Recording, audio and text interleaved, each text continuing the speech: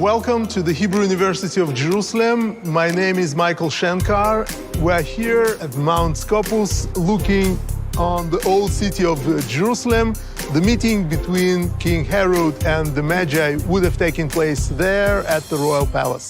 My research, part of my research, focuses on ancient Iran, on pre-Islamic Iran, on the Achaemenid, Parthian and Sasanian empires. During the 1st century BCE and the 1st century CE, the world here in the Middle East is basically bipolar world of the two empires. We're talking about the two great empires, the Roman state to the west and the Parthian Empire in the east. The Greek original of the Gospel of Matthew uses the term magoi, which comes from Old Persian, the language of the Achaemenids. It basically originally designated the tribe of priests, of ritual specialists in Iran and in Persia.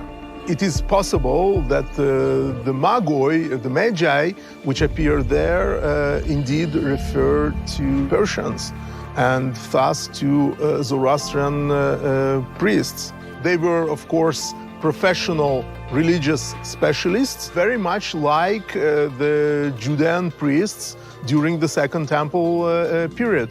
The Magi were also closely connected with astrology and foreseeing the future. And of course, Babylonia, which was an important center of the Parthian Empire, was perceived by the Greeks and other people as the center of astrological science.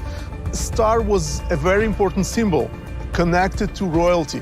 In the ancient Near East in general, especially in the Hellenistic period, in particular in Iran and in Zoroastrian religion, the star also has important significance. Astral symbolism appears frequently on Parthian coins. We have a moon crescent and the star or a sun. Then I describe this bipolar world of the two superpowers. We must remember that the relations between Rome and Parthia were not always hostile. So the people obviously moved in this region from Parthian Empire to the Roman Empire. It is also important to remember that the people living on the both sides of the border shared, in the two empires, they shared a similar language, Aramaic. They often shared similar also ethnic background, and they had much in common. And we should also remember that there was a large and very important Jewish community in the Parthian Empire. It is this community centered in Babylonia in Mesopotamia that from the very end of the Parthian period, and especially from the Sasanian period, produced the Babylonian Talmud. The Parthian Empire was an empire of aristocracy.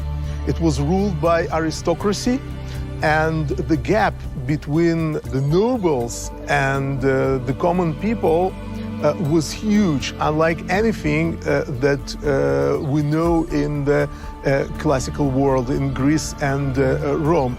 The Jews and the Parthians were close allies because they had a common enemy, the Romans. The case of Herod would be absolutely impossible in the Parthian Empire. As someone rising from relatively humble origin and becoming a ruler, it could only be possible within the framework of the Roman culture, and this is something that perhaps also contributed to his initial connections with Rome, while Matityahu Antigonus went to the Parthians, and he had behind him his lineage, his royal origin, and this is also why Herod was always accused of being low-born.